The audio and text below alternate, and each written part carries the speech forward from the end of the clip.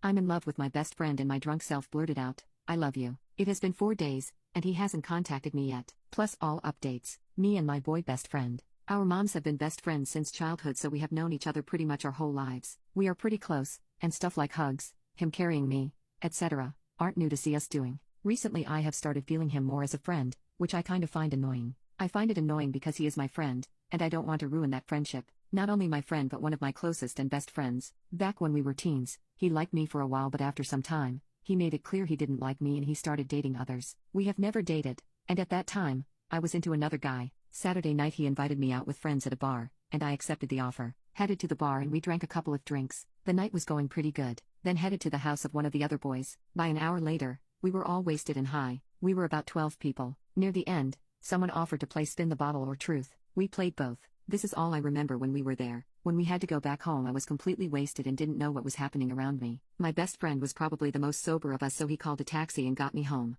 I live on the 4th floor, which has no elevator, so he had to give me a piggyback ride. All I remember is that I was blurting out random stuff and words that made absolutely no sense. I remember at one point I blurted out I'm in love with you or some poop like that. He stopped for a second and then asked, what? My drunk self repeated what she said, and we continued going up the stairs. When I woke up in the morning I saw that he didn't even spend the night over, which is what he usually does when I'm alone in this out of earth. I went to the bathroom and brushed my teeth. All this came back to me. Needless to say I was horrified. I'm not gonna be surprised if I have done even more awkward poop in the past. I didn't call him or text him the whole day. He did message me that day, however, if I was okay and if everything is okay. I have told him that I'm okay and asked him how he is and what he's up to. He has left me on scene. I'm not sure if I can ever look at him in the eyes. He hasn't contacted me in 4 days and I'm not sure he ever will. Mutual friends have been saying that when they offer to call me to hang out or something, he always finds an excuse to leave, and people ask me why he is avoiding me as it's becoming too obvious. I can say that I have royally effed up. Update. After 5 days of silence, he finally messaged me this morning. The message said,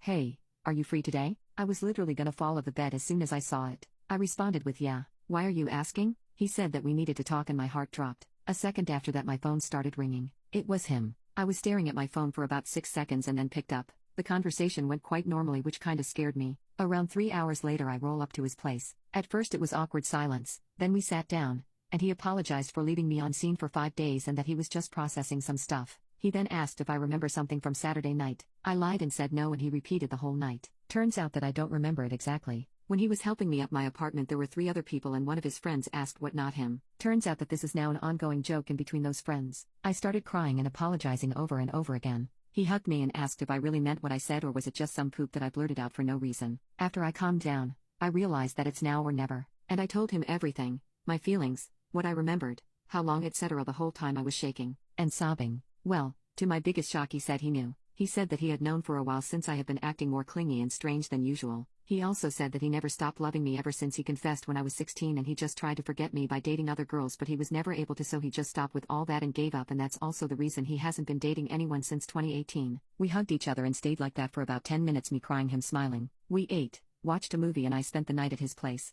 This time we slept in the same bed since we were 10.